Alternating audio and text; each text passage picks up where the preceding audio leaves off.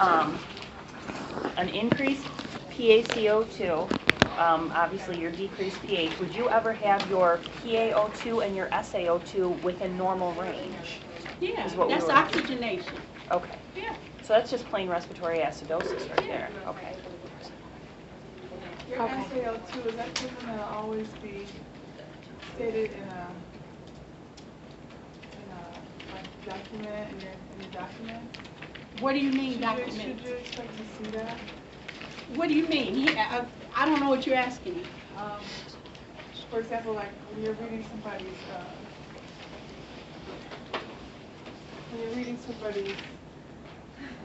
values. What values? The pH, PaO2. Blood gases? Yeah. All right, ask your question. Will the SaO2 always be stated, or will it sometimes Absolutely. not?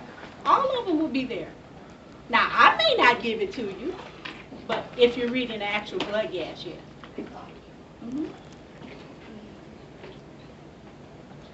Any other questions? Yes. If you have a low PaO2, Mm-hmm. okay, will you always, you might not always have a low SaO2 because it hasn't reached the tissues yet. Absolutely. Okay. If you have a low PaO2, that's hypoxemia. If you have a low SaO2, that indicates more serious condition, tissue hypoxia. You can have a normal SAT and a low PO2. But at some point you're going to have that low At some point, if it's not caught and prevented. compensate. Okay. Yes. But if your SaO2 is hypoxic, that's a given that the other one, the PaO2 that's toast too, right? No, not necessarily, because in the condition called dysoxia or Yeah. histotoxic, where the tissues are, where an individual has been poisoned, that interferes with internal respiration, and it's nothing wrong with external respiration, so no. Okay. Not always. If you know the etiology, you have to look at it different, because with dysoxia, the SaO2 will be markedly decreased, but the PaO2, if caught soon enough, can be normal. Absolutely not. You have to know what's going on. Now, if you don't know what's going on, I would question it, but once you backtrack and find out the etiology, it'll make sense. Yes.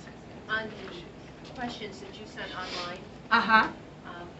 there was a question number 4, and actually just partially answered one part of that question. It had, based on number 3, determine each type of hypoxemia if PaO2 and or SaO2 are decreased or increased. Just answer the hypoxia one.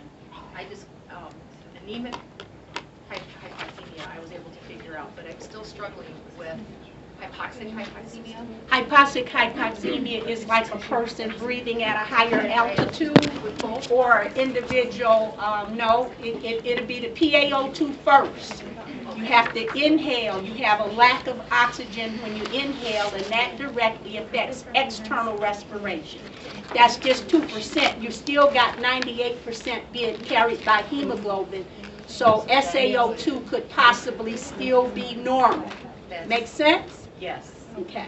Thank you. Did I answer your questions? I think you did. Okay. Thank you. Any others? Yeah, it's just that.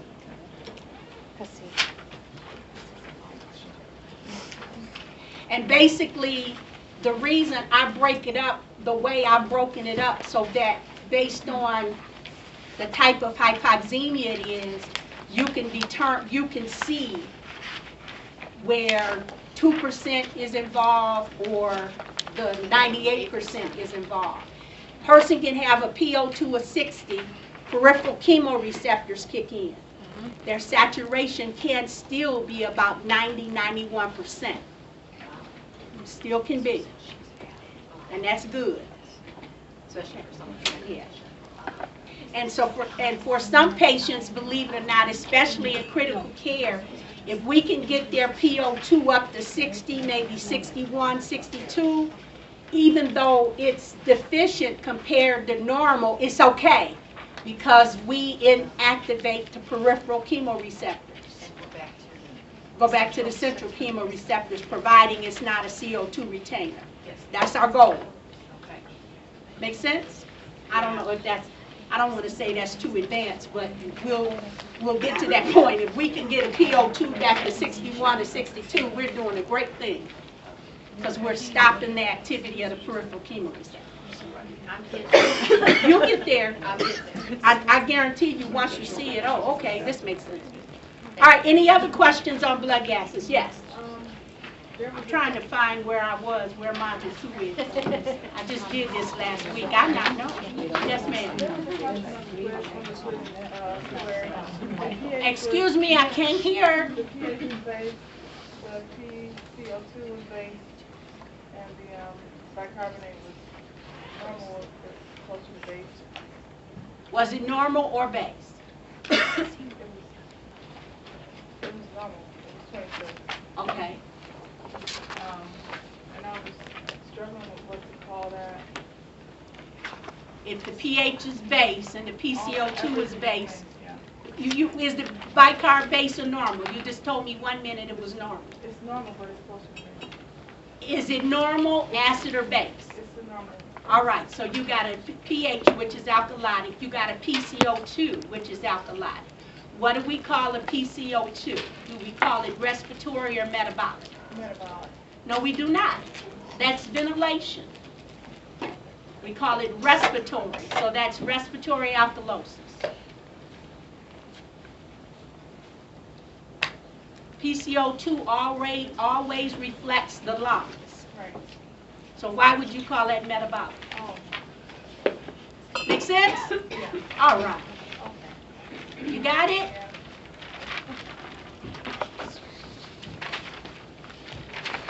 Any other questions?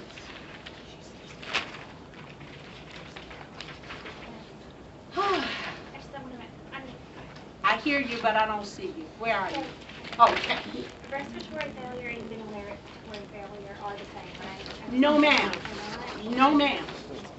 Can you please? Ventilatory failure is respiratory acidosis. Respiratory failure is respiratory acidosis with hypoxemia.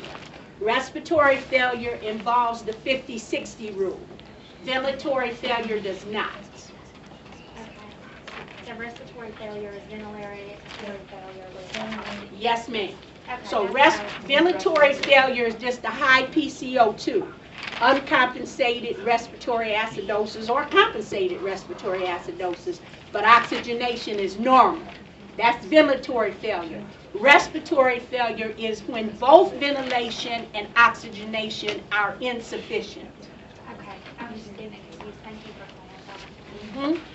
Just remember failure, poor ventilation, poor oxygenation, or no ventilation, no oxygenation. It is a difference. Yes. And we're always going to call it hypoxemia when the PaO2 is below 80? Yeah, it'll always be hypoxemia. I'm not concerned because they don't ask you on your boards, is it mild, moderate, or severe? Because that really depends upon authors, but it puts you in a ballpark. And so what we need to be concerned with is a PO2 of 60 or less. We know some things are going to begin to happen.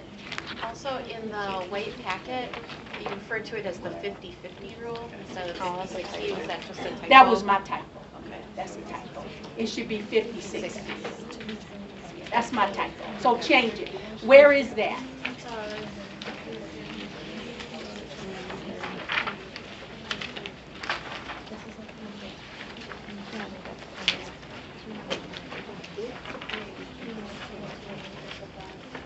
Someone said I had a typo on the 50-60 rule. I typed in that paper 50-50 is 50-60.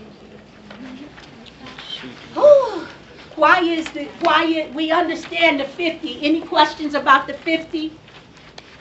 So why do we use 60? What's that 60 represent? PaO2, yes. And a PaO2 of 60 or less, what happens? Hypoxic drive peripheral chemoreceptor. So that should be 50-60, not 50-50, wherever it is. You find it, Rachel? I did it. I Okay, saw well, it. wherever I it saw it is, too, but I figured it was a typo. it's 50-60. Okay. Okay.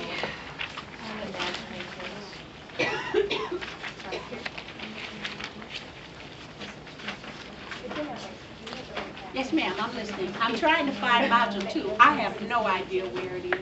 If you had a PCO2 of, say, 48, which is just slightly above normal, It's and you, still above normal. and you have a PaO2 of maybe 68, so you're not, because that doesn't satisfy the 50-60 rule, you're not at respiratory failure yet, but you are at mild hypoxemia, correct?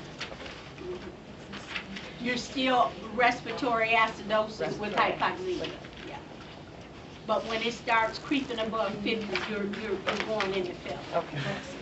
If a patient doesn't adequately ventilate, then a patient may not adequately oxygenate. Okay. Does that make sense? Yes.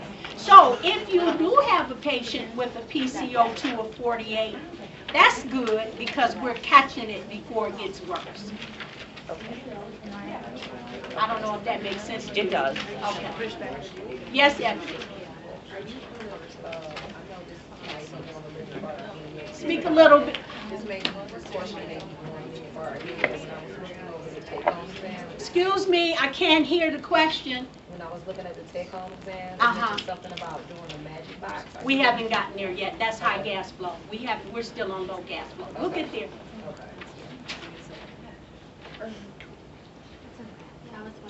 So, ventilatory drivers, when the PO2 is too high, The what? PO2, No, when the PO2 is too high, that's called hyperoxemia. I've never mentioned that. PCO2 is too high. Yes. Is it chilly in here to you guys? No, it's okay to you? It, Maybe it's me. it'll level off. Back there it's chilly? Yeah. Whew. I don't think we'll ever find a happy medium in here, will we? When I came in here earlier, to me it wasn't this chilly. Well, you got the key for that? I got the key to a lot of things. How about your heart, baby? I don't know, can you cook? Uh-huh. You got it. I know I did. Okay, any more questions on blood gases while I'm trying to module 2? Oh boy, oh boy, oh boy. It's on life, unless it's a different one, but the one that we've been recommended is on lifeguard, just under first active. I won't open. Shame on Catherine Miller. I won't open. That's the only thing about Blackboard. Sometimes it's temperamental. No.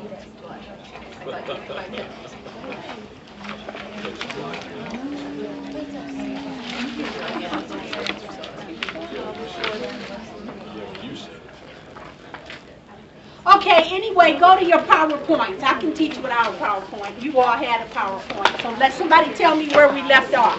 See if it'll download. We were on, we were the last one, or the Avoiding oxygen toxicity. Okay, we were on, did I do the last one? You did this one, Yeah, you did this one, but not this one. not this one. Okay. Okay, let's go to page 4, the second PowerPoint, avoiding O2 toxicity. Okay. Now, are there any questions up to this point? You all have the PowerPoint. Any questions? Can you explain why VQ mismatch happens? I'm a little Because confused it's by that. unequal external respiration. For external respiration to occur, you have to have some blood and you have to have some gas, oxygen. When it's unequal, when they're not equally matched, we call it a VQ mismatch. And why is it, when would it be unequally matched? Any reason, for a lot of reasons. Atelectasis, giving too much oxygen, a patient who is chronically hypoxemic, like a CO2 retainer, who is always breathing off their peripheral chemoreceptors, they always have a shunt. They always, permanently, forever and a day, as long as they breathe, they will have a VQ mismatch. Okay, great. Because if ventilation becomes equal to perfusion, then that PO2, their PO2, CO2 retainers, will be above 60, and we knock out their hypoxic drive. So it's always going to be unequal. Okay. And VQ is a term respiratory therapists use to refer to ventilation and perfusion, cardiac output. Okay. Does that make sense? Yeah, it does. Yeah. So on shunting, every time we're not getting that exchange, we're actually shunting. Anytime we're getting blood holding CO2 or oxygen, when we're getting it mixed with one another, we're always having shunting. Yeah, that's so called. Anytime, like if you got carbon dioxide poisoning and we're hanging on, we could have shunting pretty easily then, right? Oh, Like hanging absolutely. on. I mean, so shunting's gonna drive a lot of these things just because we're stopping the normal transfer of gases, right? Yeah. Okay. And there's another part to that, but I haven't explained No, it. I'm not expecting you to, Okay. You can have a low VQ mismatch or a high VQ mismatch, but when I refer to shunting, that's a low VQ mismatch, meaning low ventilation and a lot of perfusion. You can expect to see a low PO2. Absolutely. So that means a lot of same blood flow, but there's not as much oxygen. Absolutely, right. You actually have blood leaving the right side of the heart, being shunted or diverted to the left side of the heart, never being involved in gas exchange. So it's still full of CO2. And then if it's still full of CO2 going to the tissues, then the tissues are going to be deprived. And we call that intrapulmonary shunting, meaning it was never involved in gas exchange. And the tissues are still giving their CO2 back to the blood. So it erased the CO2 in some cases. So when it's rotating around, I mean, if we're picturing a little circle as a cell walking around, it's full of CO2. When it comes down and we're trying to, they're trying to dump CO2 on it, it just rejects it and continues to flow through. And then the CO2 just stays back and builds up. Okay. Yep, So that's one possibility. it doesn't grab more or build up. It just says, can't take it. There's nobody going with the hot hand and keep Right. going. Now, if we who have central chemoreceptors, what we may do to compensate for that buildup of CO2 is hyperventilate. Okay. Okay. Because then you're trying to Get push rid the of CO2 it. off. So that But triggers someone that. who's chronically hypoxemic can't do that. So then it's just filling up. Right. Does that make sense? We'll hyperventilate to blow it off. So your body's naturally, if you're building the CO2, the body's reaction is going to be try to hyperventilate and get rid of it. The lungs reaction, because the Yeah, I'm sorry. central chemoreceptor said blow it off. Okay. Absolutely. And then if it gets too bad, obviously, then we go to the peripheral and start doing what we got to do. Okay. Depending on what caused it. Okay. Yeah. So I can tell you now, patients who are chronically hypoxemic, particularly COPD patients, not asthmatics, COPD patients, not COPD, CO2 retainers, are always chronically hypoxemic, and they will have a shunt permanently because their PO2, they're breathing off their peripheral chemoreceptors. Does that make sense? They will always have a low VQ mismatch.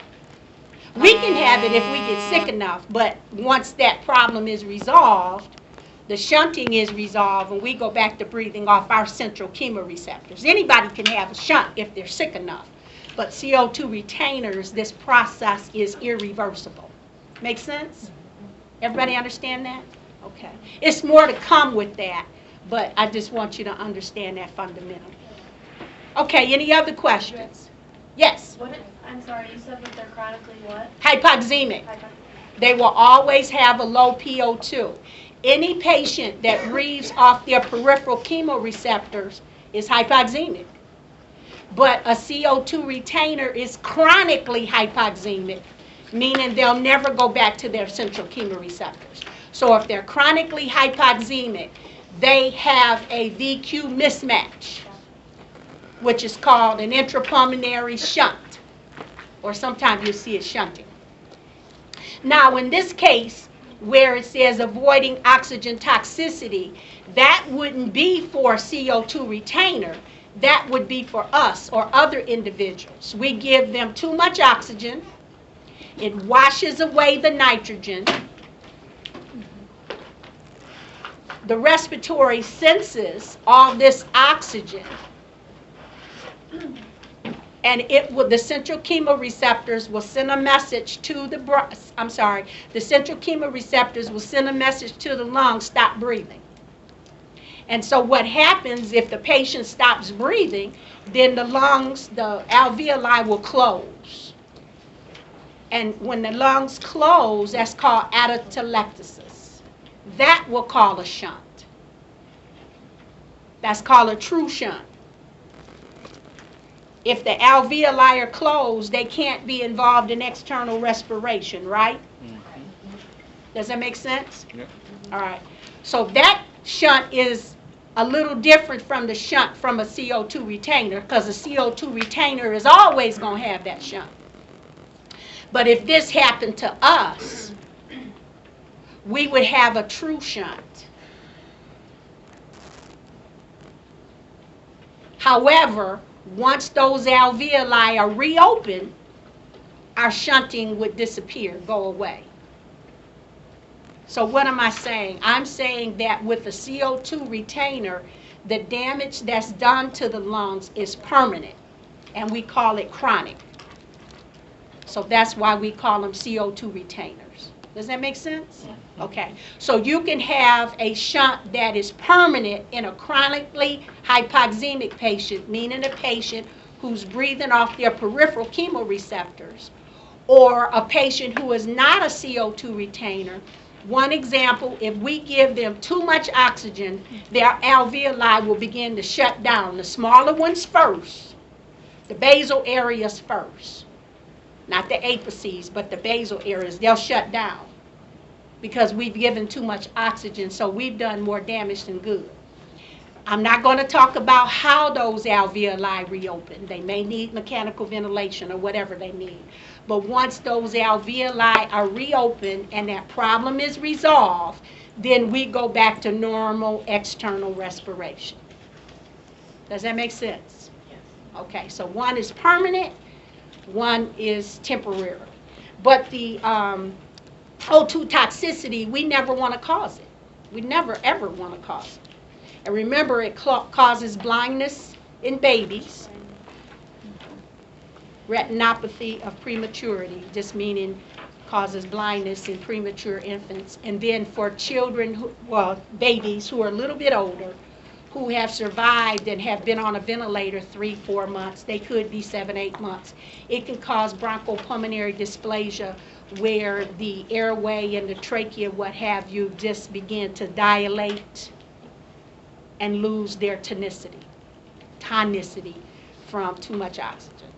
It does damage to the babies more so than the adults. Yes, sir. And you said the reason for the blindness it scars the coronary blood vessels. So it was building up too much pressure behind the cornea. Was that right?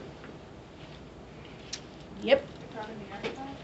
Oxygen. We're talking about oxygen toxicity. There's a circle chart in the book that talks about like the vicious cycle. It is, and the vicious cycle is refractory hypoxemia. That's it. So when we give oxygen, we have to monitor our patients. We just can't put them on there and leave them. You know, it's just like telling your kids to go outside and play. And don't watch them and see what can happen. Ask me how. Oh, yeah. You have to watch your children. You just can't put them outside and say, go play. Oh, yes, you can. My mom did it all the time. Yeah, but I bet your mom has some stories, don't she? Yeah. Can you a little bit talk about FiO2 and that whole oxygenation cycle? What about it? And oxygen toxicity? You give too much oxygen, the lungs shut down. What you need to be specific. Okay. Is it that when there's too much FiO2? What is FiO2? What are we talking about? The vicious cycle. Okay, the vicious cycle of what? I want you to think. You can answer this question yourself. You're talking about an FiO2. When you administer an FiO2, what are you administering? Okay, so if we're talking about oxygen toxicity, what are we talking about? Too much oxygen. Okay. I was looking at the chart and I had a hard time. What chart? There's a photo in the book. And You got to ask me specific questions. I'm not a mind reader. Any others? While she's finding her diagram, let's move on. O2 toxicity, second slide, right? It says normal ventilation is based on breathing stimulated by a CO2 drive. You know that, yes? Yes. All right. Patients who experience chronic hypoxemia, that's what I just said, chronic hypoxemia, COPD patients, CO2 retainers are breathing off their hypoxic drive, which we know as central chemoreceptors, right? This is just repetition. If too much oxygen is given, the PCO is to increase, the PCO2 is increased, it's called oxygen-induced hypoventilation, hypercapnia, hypercarbnia, right? It might not be uncompensated, but it could be respiratory acidosis, yes? Oh, yeah. It could be ventilatory failure. And so we give them too much oxygen. We satisfy that low PO2. We get the PO2 above 60, and then they start slowly but surely stop breathing. Right? Okay. So whenever you hear the term oxygen-induced hypoventilation, you understand that's an individual breathing off their hypoxic drive. Oxygen-induced hypoventilation. That's a patient breathing off their hypoxic drive. And what kind of patient have you learned that breathes off their hypoxic drive? COPD. Not all COPD, be specific. CO2 retainers. Everybody who's COPD won't be a CO2 retainer. All right, you find your diagram yet? Yeah, I think I was just trying to connect the 50-60 rule to the diagram. But I still don't know how to ask you. I'll figure out your question. I'll be happy to answer it. All right, everybody understand that? Oxygen-induced hypoventilation is simply another way of saying give too much oxygen to a CO2 retainer, you're going to knock out the hypoxic drive. If we don't have a CO2 retainer, if we give too much oxygen, it causes O2 toxicity. It won't cause hypoventilation. Does that make sense? If we're not CO2 retainers and if we're giving too much oxygen, then it causes O2 toxicity. So we just understand the difference between the two. Does that make sense? Yes. All right. You said there's not a CO2 retainer. Yeah, we're not CO2 retainers. If we have too much oxygen, it's going to cause O2 toxicity in us. And our lungs are going to shut down. Our alveoli will shut down. Make sense? Yes. All right, and see, we as therapists understand that. We understand what it's going to do to a patient who is breathing off their hypoxic drive, and then we understand what it's going to do to a patient who's not breathing off their hypoxic drive. Okay, so if you ever encounter, not that it'll be good, but if you ever encounter a patient who is experiencing O2 toxicity, then you can say to yourself, well, I know this patient is not a CO2 retainer. Yes? All right. And then if you have a CO2 retainer who experiences oxygen-induced hypoventilation, then you know they're a CO2 retainer and their issue will never be O2 toxicity. Does that make sense? All right. Okay, the next slide, the third slide on page 4, it says, although nitrogen is inert and is not physiologically, required for external respiration, it is part of the air we inhale. Therefore, nitrogen is also abundant in the alveoli. Nitrogen is a support system. It's not involved in external respiration. I'm going out the door howling external respiration. It's not involved in external respiration, but nevertheless, the lungs, the alveoli, expected to be there for support. Right? Okay.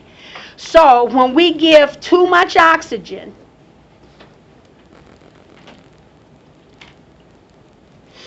it says if O2 is inhaled excessively, meaning too much, non-CO2 retainer, it washes out the nitrogen content and stability and the pressure for the alveoli. As the nitrogen in the alveoli decreases and replaced with excessive oxygen, it's called absorption atelectasis. That's what I told you. And what's atelectasis? Collapsed lung. Collapse. The oxygen is too much for the alveoli, and the alveoli will begin to close. And then we've defeated our purpose. And that absorption atelectasis is called a VQ mismatch, or what? Shunting. Shunting. Okay? And physiologically, that means venous blood is going to leave the right side of the heart, go through the lungs, but never be involved in gas exchange, and then dump right back into the left side of the heart, right? And then the tissues are then going to be deprived of oxygen. Does that make sense to everybody? Yes. See, it's a long haul from the time we inhale till it gets to the tissues. But as therapists, we understand the breakdown. It's just like a car mechanic. We take the car and say, give us a diagnosis and fix it. Well, that's what respiratory therapists do. Not that we can necessarily fix it, but we understand if it's a misconnection or a breakdown in the path of external respiration or ventilation or whatever. We understand. And we do what we can to help correct. Not that everything that we do can correct, but nevertheless, we're there to support the lungs in whatever it may need. Does that make sense? Yes. Where does it dump it to again? It dumps from the alveolar capillary bed membrane into the left side of the heart, but it was never involved in gas exchange. So you got venous blood going to the left side of the heart for cardiac output. Cardiac output should be all arterial blood, and now it's not. And we call that intrapulmonary shunting. And what is normal anatomical shunting? What did I tell you that value was? 5%. About 5%. And so clinically, any 10% or less is okay. 10% or less is okay. A 10% shunt or less, we're okay. We're fine. When I say okay, meaning that it's accepted. But when you start getting above that, when let's say you have a patient who's been diagnosed or hasn't been diagnosed, but we found out, we did the calculation, and Ms. Sharkana is going to teach you how to do the shunt calculation. Oh yes, Kyle, it's some math behind a shunt. But it's more important that we know what that value means. So if a person, let's say, has a 16% shunt, as a therapist, what do you think that would mean to you? 15, they've got 15% CO2 being dumped in, or actually it's 15% decrease in SaO2, right? So what does that mean? Because the tissue's going to become hypoxic, it's not getting enough oxygen. So what does that mean? What does that mean? And what does that mean? What you're going to do as a therapist? Give them oxygen. Absolutely. So even not knowing diagnoses, because if it was a CO2 retainer, somebody's going to say, well, the shunt would be a little higher. But even without knowing diagnosis, if you got a patient, they're not a CO2 retainer, and they got a 16% shunt, a 18% shunt, a 25% shunt, they can need some oxygen. They may need some medication. Will it actually say 16% shunt? If you calculate it, yeah. I may ask you to calculate a shunt, and now based on the results, what do you recommend for the patient? Absolutely. So all of you, because when you take your boards, there's 4 exams circulating at the same time. Everybody won't have it, but at least 4 of you, well, maybe 5 or 6, will have to calculate a shunt.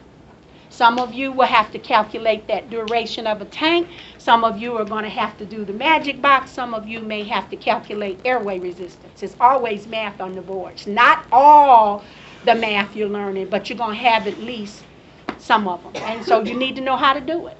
It's relevant in respiratory care. Okay? Did you say that there's a part of the alveoli on the lung? You said apical, the apices on the lung? Apices. What does apices mean? Basal.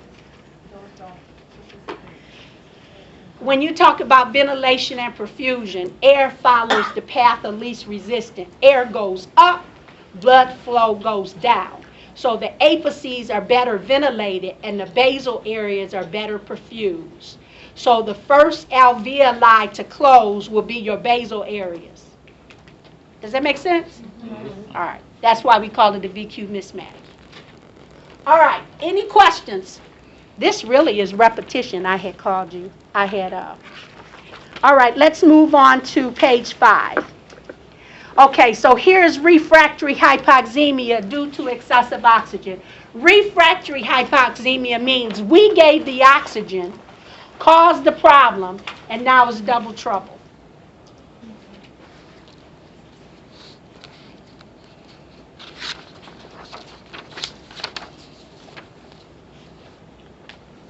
Let's start to the left, the increased FiO2. We gave it. Well, this is not what you said. You said a diagram in the book. Wonderful. Now I know. All right. Increased FiO2, right? We gave it. Be quiet. We gave too much oxygen. We didn't monitor, so now here's our O2 toxicity. Yes? All right. The O2 toxicity is going to cause increased shunting. What's another name for increased shunting? VQ mismatch. Why? What happened between when this O2 toxicity occurred? What happened physiologically to the alveoli? They collapsed.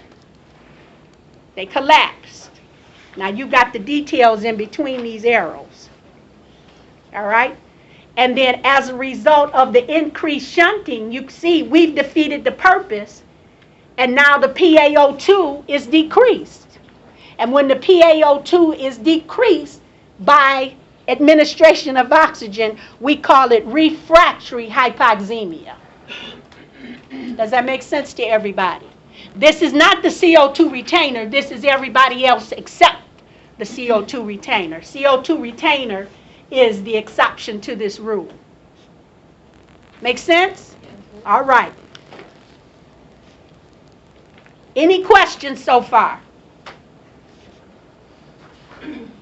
Everybody understand that? All right. Okay, so I know you started in lab. You're going to learn about the different oxygen apparatuses, their liter flow, FiO2s. Yes, you need to know it specifically because a physician may not know it and they're depending on you, or they might write some ludicrous order, and you got to say, this can't happen. Either you want this or this, but your order is not a valid order. And tell them why. But at the same time, we have to monitor our patient and assess our patient to make sure that what happens in this diagram doesn't happen. Okay? Now, I'm not saying if a patient needs 100% oxygen, we don't give it to them. I'm saying give it to them, but we have to monitor them. As soon as we see that FiO2 can be dropped, let's drop it. Because if we don't, we're going to do more harm than good. Right? Have you ever told the truth and it was absolutely the truth, but it was the way you said it? And you know you were telling the truth, but you had to go back and, well, This is Kathy, I'm speaking for Kathy. I had to go back and ask for forgiveness, not that what I said wasn't the truth. It wasn't received because how I said it. That's what happens with oxygen. Yeah, we did it, but we didn't monitor and we didn't assess, and we actually did more harm than good because therapists understand about that 79% nitrogen that we inhale that's not involved in gas exchange, but the lungs look for that support. And when we wash that nitrogen away with 100% oxygen, the lungs are not accustomed to 100% oxygen. They're only accustomed to 21%. So they shut down. And so now we've done more damage than good. Make sense? Yes. So if that happens, that scenario happens where those alveoli have collapsed because there's no more nitrogen in them, right? Because nitrogen's it's more dense than oxygen is. What do they do? You pump a nitrogen oxygen mixture back? No, you take them off that oxygen. And that they'll start to inflate again, breathing. Uh-oh, I just broke my. Ambient I'm sorry. They'll start to open up again, just breathing ambient air. No, no, absolutely not. They may have to go on mechanical ventilation. Absolutely. Right. So if you mess up with this, then you're really messing up with this. Yeah. Absolutely. So a high flow system would No be pressure. Yeah. like a high flow laser cannula or something that just straight mechanical ventilation. It could, yeah. If you call it atelectasis, and if that shunt is high enough, if you start getting probably above 25% shunt, patient is going to have to be mechanically ventilated. Patient's going to have to be intubated and go on mechanical ventilation. Wow. But if it's less than 25%, They're still going to need some type of intervention depending on their diagnosis, depending on comorbidity, depending on what else is going on. God forbid if they have cardiac problems or renal problems or brain anomalies. God forbid. So is there any connection to like 50-60 rule and the refractory hypoxemia? Nope. 50-60 rule is for respiratory failure. Nope. This is O2 toxicity, who is a non-CO2 retainer. Nope. If it's 50-60 rule, then that would be chronic hypoxemia or oxygen-induced hypoventilation. Nope. Okay, let's move on. Student learning outcome 22. Now we're moving into the apparatuses. The first one is a nasal cannula. And so by now in lab, you all should have been able to identify a nasal cannula and apply a nasal cannula to your partner in checkoff competencies, right? Well, you'll get there. It delivers an FiO2 from 22 to 40%. The FiO2, and you need to know this, delivers an FiO2 22 to 40%. So the number one disadvantage of a nasal cannula, if you want a higher FiO2, you can't use it. What? In lab, she has it as 24 to 44. So you want us to remember 22 to 49? We'll use that. I'm not going to argue with it. 22, what is it? She said 24 to 44. Okay, well, at 1 liter per minute, it easily could be 22, but I'll go with what you're doing in lab.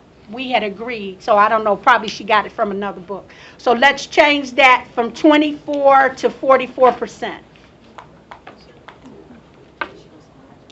Yeah, she does kind of go over. I've seen some of the book, they'll say. It depends upon the author, but you can get 22%. And the reason we use 22%, because that's 1% above what?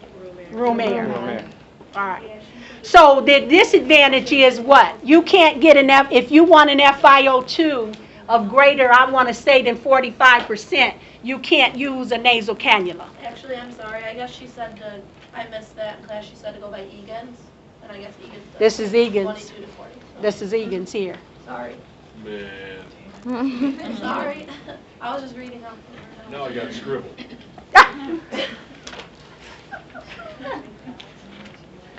So the FiO2 is variable. depending on oxygen liter flow and patient's inhaled air. So the FiO2 is variable.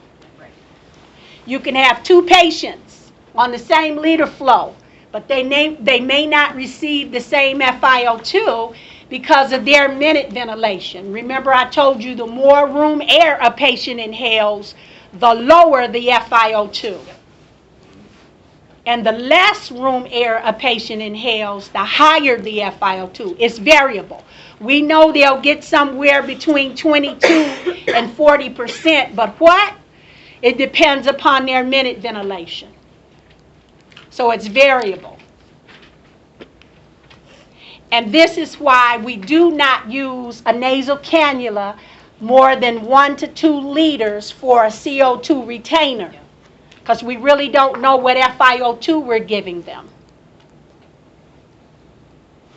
You need to know the liter flow is 1 to 6 liters per minute, and with a nasal cannula, you do not go more than 6 liters per minute. So if you have, I'm not speaking of a high gas flow. If you have a physician that writes an order nasal cannula at 10 liters per minute, you need to know better. Clarify. Do you want a nasal cannula, or do you want to have higher FiO2? Because I'm not setting up a nasal cannula at 10 liters per minute. What would 10 liters per minute probably do to the patient? It would burn their nostrils. Can't handle it. Even with humidity? It would still burn. The flow is too high. It's too high. Okay, so this is the lowest of the oxygen apparatuses. You got your asthmatic that comes in, and they're not static as asthmaticus. They probably would do good on a nasal cannula. What's great about a nasal cannula? The patient can eat with the nasal cannula on. The patient can talk, with the nasal cannula on. If the tubing is long enough, the patient can get out of bed if the tubing is long enough, and even go to the restroom with the nasal cannula or sit up in a chair. But again, the disadvantage, if you want an FiO2 higher than that 45%, you cannot use a nasal cannula. So for your lab practicum, and for an exam for me, you need to know the FiO2 range, and you need to know the liter flow.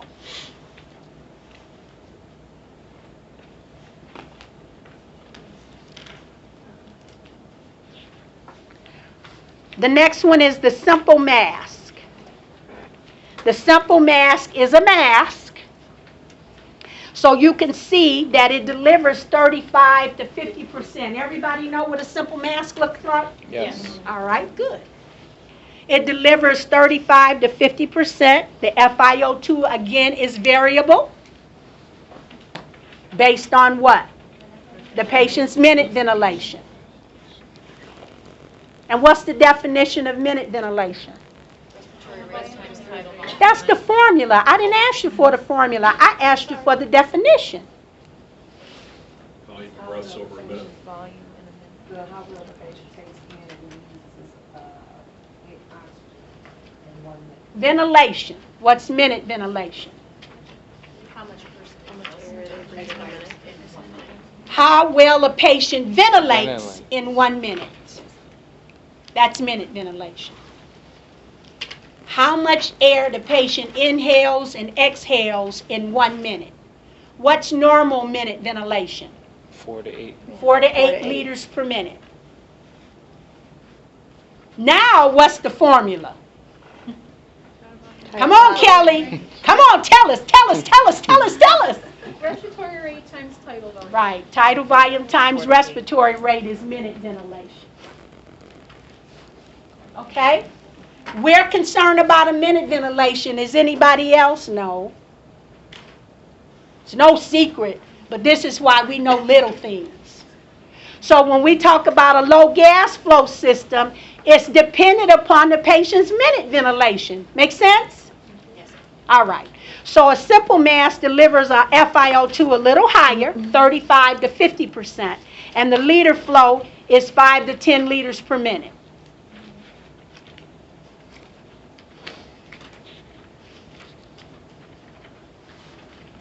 Doctor may not write a liter flow. Doctor just say administer a simple mask. You need to know the liter flow so you can make that call. You're going to assess your patient, maybe not with a blood gas, but a pulse ox to see where they are.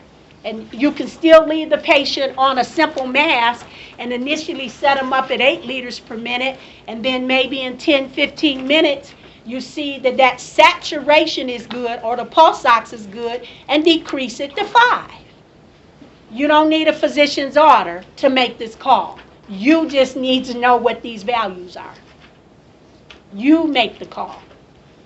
Make sense? All right, nasal cannula, FiO2, 22 to 40%.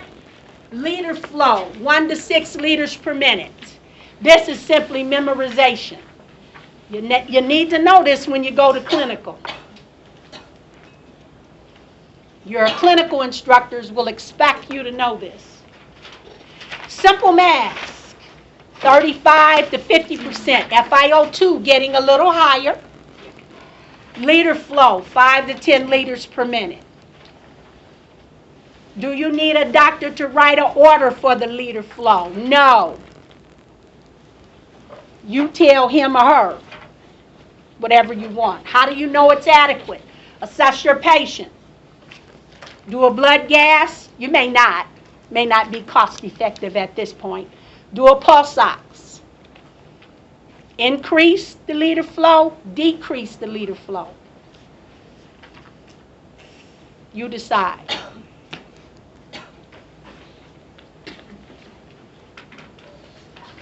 Disadvantage of a simple mask. Exactly that. It's a mask. Patient has to take it off to eat.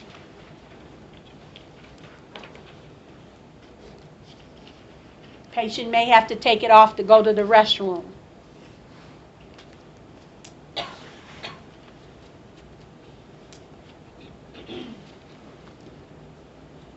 Patient may not want to wear it when they have visitors. That means they're getting better too. Any questions with that? A mask is a mask. And some of the worst patients to get to wear masks are teenagers. They don't want to do it. Especially the young girls and their boyfriends coming to see them. They don't want to do it. They just don't want to cooperate. They want to be cute.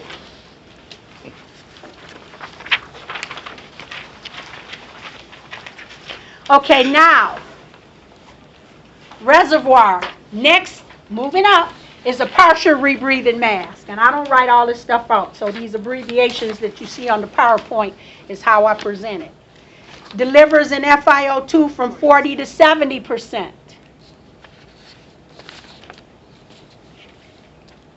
Again, it's a low gas flow system, so it depends upon the patient's minute ventilation. But you can see it's certainly a FiO2 higher than a nasal cannula, right? You can see the FiO2 is higher than a simple mask, right? Okay, what kind of patient do we put on a partial rebreather? Yes, it's oxygen, but we have to be careful with a partial rebreather because someone mentioned last week, I think it was Lori, did you talk about when patients would put their head in a bag? That's like a partial rebreather. Patients with partial rebreathers generally are in respiratory insufficiency. Now, this is when you need to know blood gases. Respiratory insufficiency is also called what? Respiratory alkalosis with hypoxemia. All right. So the 40 to 70% hopefully will take care of the hypoxemia. But a patient's in respiratory alkalosis, so their PCO2 is less than normal, right? When they rebreathe the air coming in or out of that bag, well, let me tell you what they do first. First, when they exhale CO2 into the bag, right? So the next breath that they take, they're going to rebreathe CO2. That's what a partial rebreather does. So the best type of candidate for a partial rebreather will be a patient in respiratory insufficiency. Nope. They may not be able to tolerate a mask. I see. And they'll have to take the mask off to take the aerosol treatment. So you give Okay. a asthmatic a nasal cannula and give them their bronchodilator.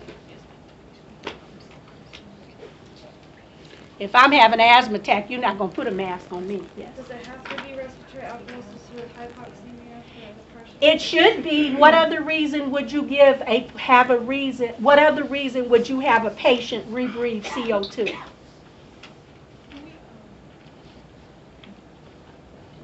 I'm just thinking about that hypoxemia.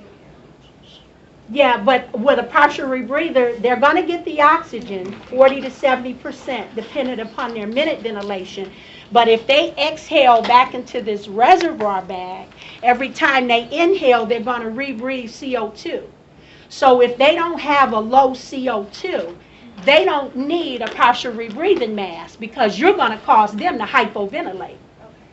If they just need oxygen, give them something else. Give them a nasal cannula, give them a simple mask. Does that make sense? Yeah. All right. But if you put them on a partial rebreather, whatever kind of patient you put on a partial rebreather, they're going to get the oxygen, but they're going to rebreathe CO2. If I have a normal CO2 and you put me on a partial rebreather, it's going to make my CO2 climb.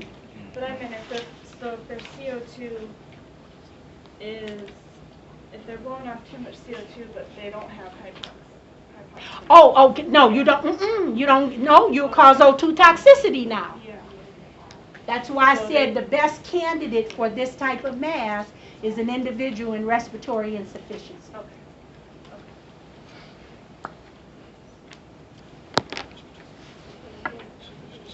And the partial rebreather, we don't use the one-way valve, right? We take the flap off.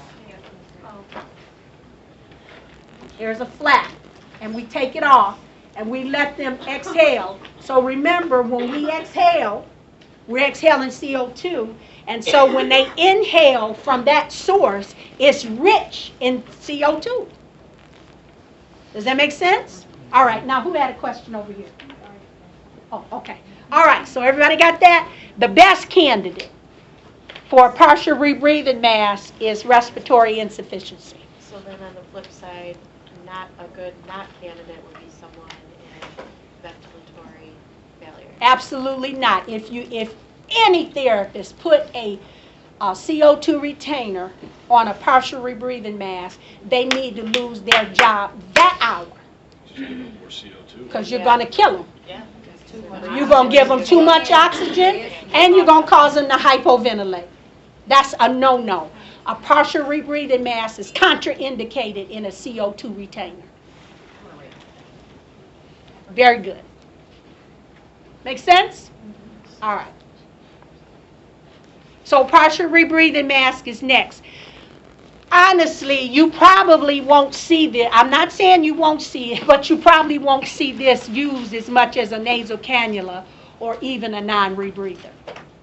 Again, it's a mask, so just like the simple mask, if a patient wants to eat or if a patient has to take a breathing treatment or answer the telephone or whatever, they probably don't want to wear it.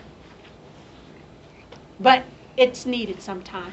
Once in a while, have you gotten to the abnormal ventilatory patterns in cardiopulmonary A&P? A little bit. Once in a while, you'll see someone maybe with spinal meningitis or some type of brain malfunction with Kussmaul's breathing, by its respiration or Shane stoking, they may have on a partial rebreather.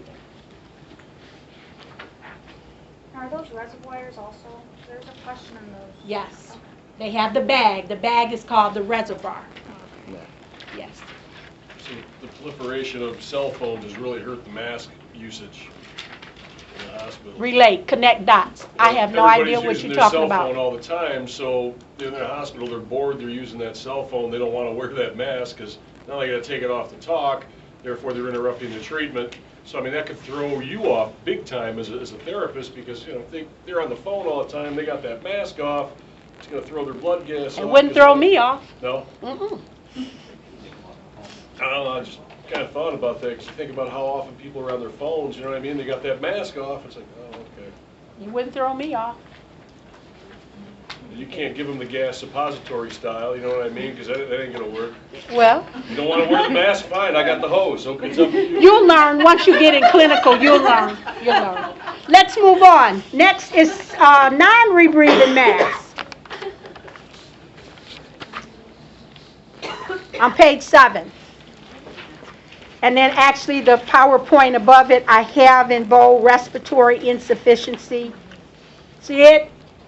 That's why we went through what we went through the other day. And the last is the low gas flow, non-rebreathing mask. It delivers an FiO2 60 to 80%. Now, theory-wise, and I don't know if it does it, because I've never analyzed it. If we run a non-rebreathing mask at 15 liters per minute, theory-wise, it's supposed to give us 100%. But it's still a low gas flow system. So whether a patient receives 100% or not is still dependent upon their minute ventilation. Okay? It really is. And this with the non-rebreather is when we have the little flaps on it. I'm not going through that because I know you go through it through lab. Non-rebreather meaning that the flap is one-way valves or one-way flaps, if you will. When a patient exhales, the flap closes. So they can't rebreathe into the bag. And the only source in the bag is the oxygen coming from the outlet or the source. So the difference between a partial rebreather and a non-rebreather is the partial rebreather, we remove the flap and they can exhale into the bag and then inhale CO2. A non-rebreather, the one-way flap is attached and it closes on expiration so that the patient cannot exhale into the reservoir. All right? And another thing with the non-rebreather and partial rebreather, even if the physician does write an order for a liter flow, that's irrelevant. We have to make sure that the liter flow is adequate so that that bag does not collapse on inspiration. So the doctor can say a non-rebreathing mask at 7-8 liters per minute. Irrelevant. When we put the patient on the mask, we have to make sure, and we have to watch the patient, we have to make sure that the liter flow is sufficient so that when they inhale, the bag doesn't collapse. So what am I saying? Even after they inhale, that bag still should be full of oxygen. Because the bag should never be less than half, right? I would say probably less than a third. It should never be. Okay. I remember reading something. Yeah, in the I would trail. say. I can't remember what was half, or I knew there was a percentage. So Yeah. So both on the non-rebreathers and the breathers, the bag should not be collapsed. The bag should not collapse on inspiration. So the liter flow must be sufficient to sustain that. Make sense? Mm-hmm. Yeah, it just, in the book it was given, or there was something I was reading and I realized the book is sometimes, this makes more sense to me because they're saying nothing less than 10% or 10 liters per minute, no matter whether they have a partial. But it would seem to me it depends on the person's breathing. And It does. That's what I'm saying. I know the book is correct, but nevertheless, I'm giving you practicality. That makes more sense. Yes. So as you're assessing your patient and the doctor writes the order, you stick them on that order, but you see that the bag is like completely. That's irrelevant. Yeah. But no, you would up the liter flow. Yeah, it's irrelevant. When you put a patient on a partial rebreather, non-rebreather, or the liter flow that the doctor writes is irrelevant if they write one. You're going to put it on a liter flow where that bag doesn't collapse when they inhale. And you know that. Because if not, you're defeating your purpose. Right. That's irrelevant. You're the therapist. And this is your area, your domain. Okay? So you get a question, you got a patient on a non-rebreather, partial rebreather, and you notice that the bag collapsed on inspiration. What do? Increase the liter flow. That's a typical certification question. Typical certification question. Okay, so the partial rebreather and non-rebreather are called reservoir mask. And that's because they have the bag attached. And just looking at that bag, obviously, the FiO2 for a partial rebreather and non-rebreather is higher than a nasal cannula or a simple mask. These are your 4 low gas flow systems: nasal cannula, simple mask, partial rebreathing mask, and non-rebreathing mask. And the book will tell you a non-rebreathing mask at 15 liters per minute hopefully should give you 100% FiO2. That's theory. But because it is still a low gas flow system, that is, it still is based upon the patient's minute ventilation. The more room air, or I'll just put higher the minute ventilation, the lower the FiO2. The lower the minute ventilation, the higher the FiO2. Yes, ma'am. So the indications for the need for a non-rebreather, would that be exact opposite of the need for a partial rebreather? What do you mean? As far as like, if they're blowing off too much CO2, that's when you would want a partial rebreather. That's respiratory insufficiency. Yeah, so it would have to be respiratory acidosis for a non-rebreather. Mm-mm. But you want Why are you administering that much oxygen? Because they're retaining too much CO2. That's ventilation. We don't administer oxygen So to that would address be ventilation. Their PaO2 are lower. Nothing to do with their CO2. Ventilation and oxygenation are 2 separate entities. When we administer low gas flow systems, the only time that we consider a CO2 is 2 circumstances. If it's a CO2 retainer, and the second is a person in respiratory insufficiency, then we know that's criteria for a partial rebreathing mask. Everybody else, whether it be the nasal cannula, the simple mask, or the non-rebreathing mask, we're addressing oxygenation only. Okay. Got it? Yep. Good question, but don't cross those wires. Okay. Exception to the rule: CO2 retainer, never would get a simple mask, never a partial rebreathing mask, never a non-rebreathing mask, because we knock out their hypoxic drive. Okay. Any other questions? All right. And here's a rule of thumb. A rule of thumb is a guesstimate. It's not necessarily accurate, depending on the patient's diagnosis. You take your FiO2 and multiply by 4, and that'll be your targeted PaO2. So take room air, 21%, and multiply it by 4.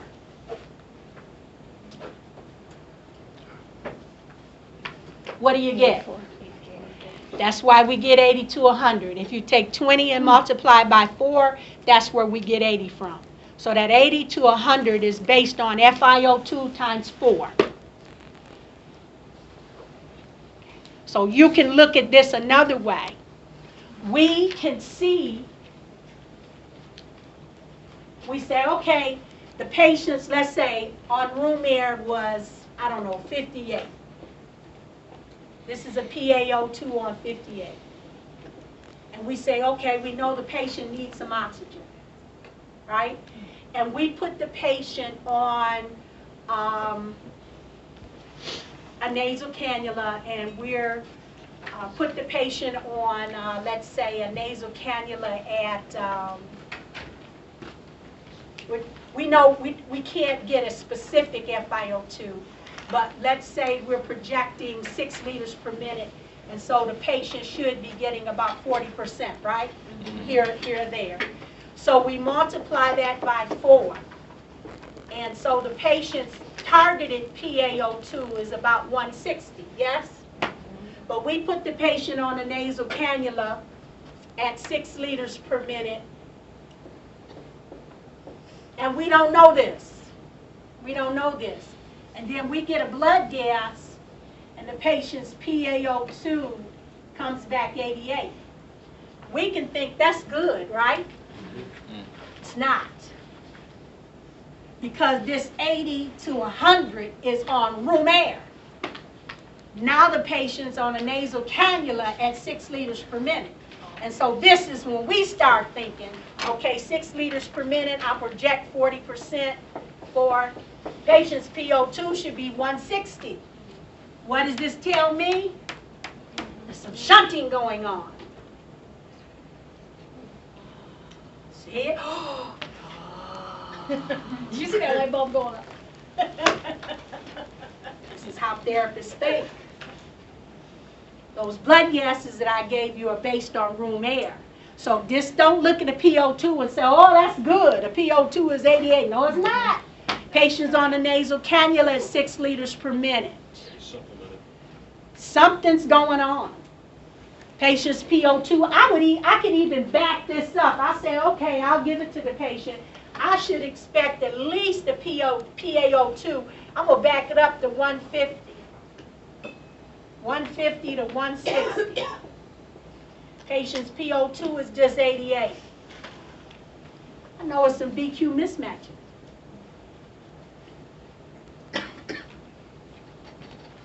If it's an asthmatic, is the patient still experiencing bronchospasms? And once we resolve the bronchospasms, maybe this PO2 will be a little higher tomorrow? Does that make sense? See how you have to think as a therapist? It's just not straight. You got to go beyond. We think 2 and 3 dimensional. Just like anemic hypoxemic, I do a blood gas and I see a PO2 in the 300s. I know that's not accurate. I know the patient needs 100% oxygen. Does that make sense to you? This is how you think.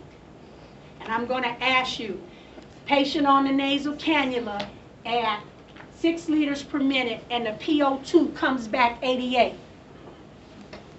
Is this adequate?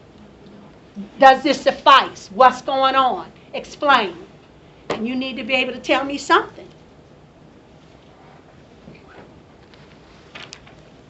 Remember now, the patient's not on room air.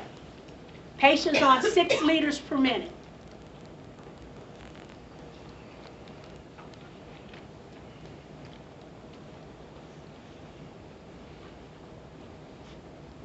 It could be the same thing. Technically, theory-wise, a patient on a non-rebreather at 15 liters per minute gives you an FiO2, supposedly, of 100%. You take that 100 and multiply it by 4, you should be in the ballpark of a PO2 of about 400, right? I'll drop it off even to 300. I'm looking for a PO2 between 3 and 400.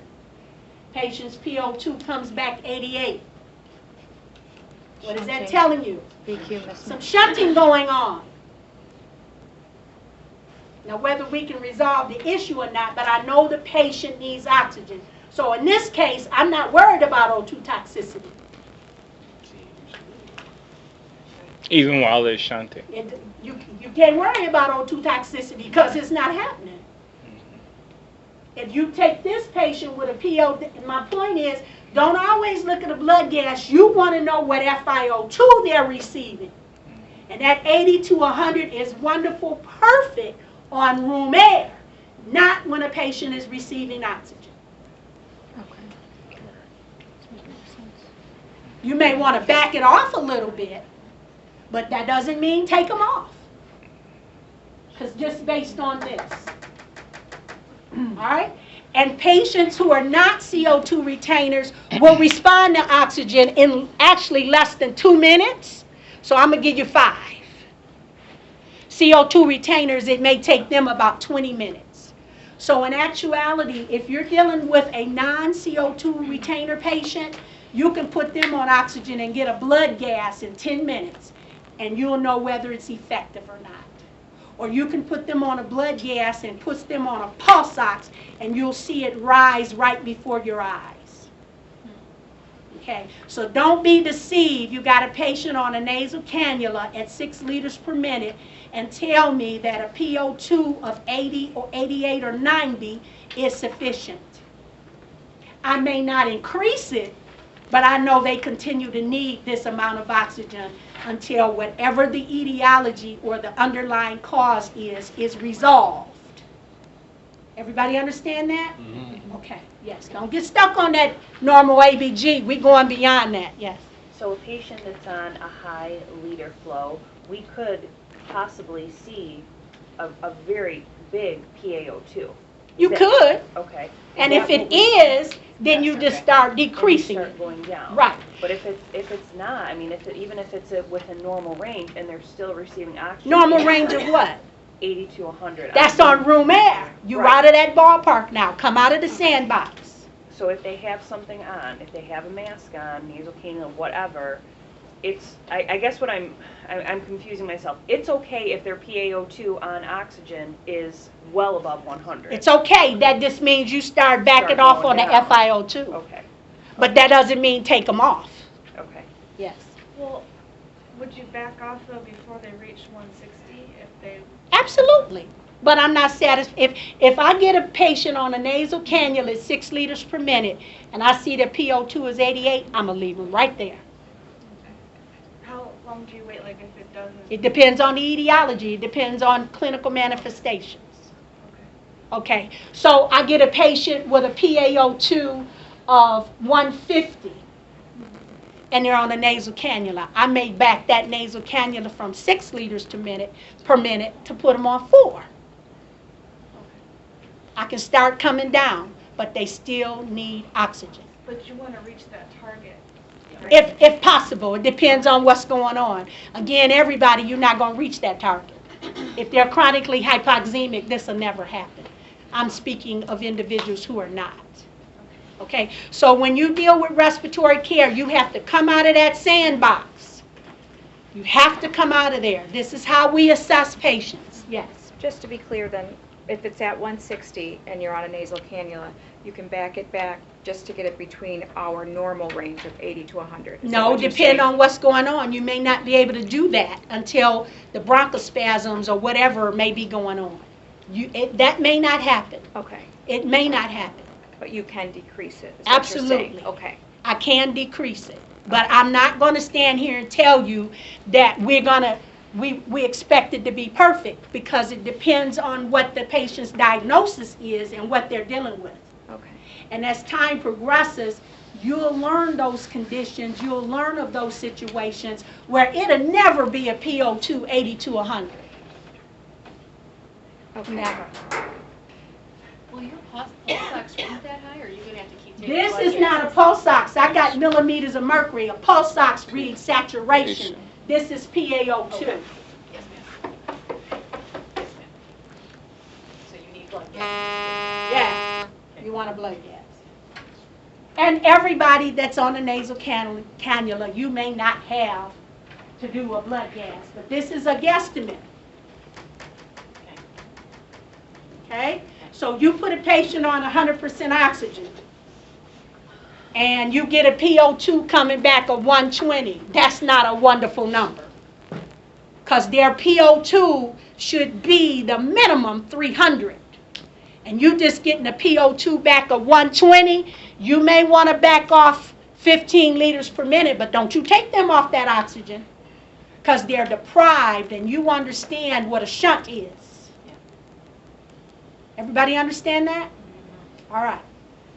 Any questions? Okay. So this is how we guesstimate. Take your FiO2, multiply it by 4, and that should put you in the ballpark where you would like to see the PaO2.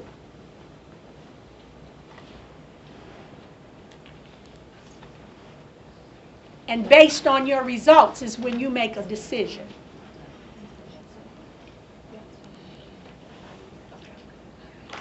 Now that's not in the PowerPoint, but I'm telling you.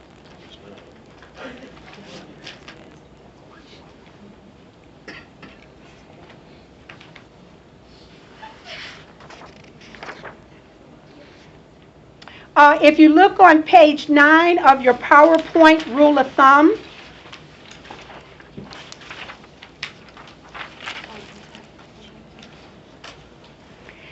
Okay, for the top diagram, it says for each liter of nasal oxygen, the FiO2 is approximately 4%. This is just the nasal cannula.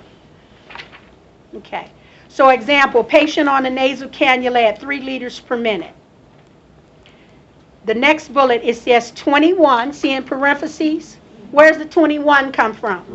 All right. And then where did the 12 come from? 4 times 3 is what? 12. And 21 and 12 is what? We can guesstimate the FiO2 is approximately 33%, right? All right. So if the FiO2 is approximately 33%, what kind of PaO2 do we want to see the patient with? 33 times 4, somebody said about 120. Good, good, about 120. But my patient's PaO2 comes back 88. Some intrapulmonary shunting, and it does not mean remove the oxygen. See it? Yes. Okay. Does that make sense? Yes. Yeah. Shunting deals with external respiration. What does the PO2 reflect? External respiration. Why have I been preaching that since day one? Because it's tying in to what we're learning. Does that make sense? Okay. All right, let's go back to page 7 where we were. Well, actually start on the top of page 8. Low gas flow systems continue. It says all low gas flow systems utilize a low humidity source. The humidity source is a low humidity bubble humidifier. Bubble humidifier. Both of these are bubble humidifiers. How do I know? Well, I can read the label. This one doesn't have a label, but low gas flow systems always have small bore tubing. Small bore tubing is always connected to bubble humidifiers. Whether it be a nasal cannula, it will connect to here. Simple mask, connect to here. Non-rebreathing mask, connect to here, or partial rebreathing mask. So low gas flow systems, if we're going to use a humidity source, would require a bubble humidifier. This is reusable. This is disposable. This is single patient use. We would have to come back with sterile water and refill it. It's a greater risk of contamination. The water level gets below the level, the bevel here, and we throw it out and get another one. Okay? Theory-wise, and in your text, and as well as clinical, nasal cannula, 1 to 3 liters per minute, we don't have to use a bubble humidifier. But if we go 4 to 6 liters per minute, you might want to add a bubble humidifier because the gas flow dries out the mucosa. And that's why we can't use a nasal cannula higher than 6 liters per minute. It will dry out the mucosa. And you now know the function of the nose, which is to what? Humidify and warm a dry gas. So nasal cannula 1 to 3, okay. But even if your patient complains, and sometimes what may happen, even with a patient at 2 to 3 liters per minute, if they're on it, they may begin to experience nosebleed.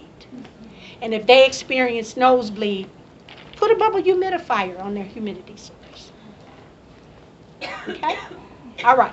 So all low gas flow systems, if humidity is required, is a bubble humidifier. Okay? In the event of back pressure, we talked about the compensated Thorpe tube, the Bourdon gauge, and all that.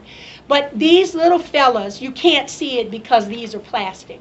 These little fellas, in the event of back pressure, they are established, I don't want to say regulated, but they are manufactured to attach to equipment that's pneumatically powered, meaning what PSI?